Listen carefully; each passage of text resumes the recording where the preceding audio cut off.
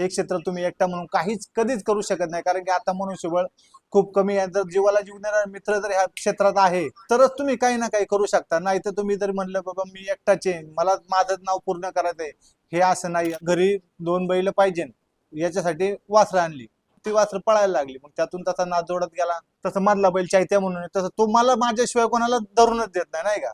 काहीतरी आपले वडिलांचा तुझा नाद आहे, तो नाद बंद करायचा नाही. आपल्याला 2 बैल तरी आपल्या गोठ्यात पाहिजे. तर पहिली माणसं जी होती ती एकनिष्ठ होती. जवळपासचे किंवा पाहुणे रावल्यातले लोक बैल झुपायचे आणि तीच बैल कंटिन्यू ठेवायची.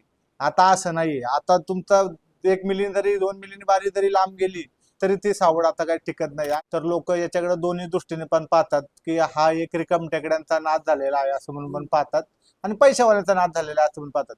ह्या बैलाला गरम केला पाहिजे किंवा ह्या बैलाला मारलं पाहिजे तरच तो बैल पाळणार.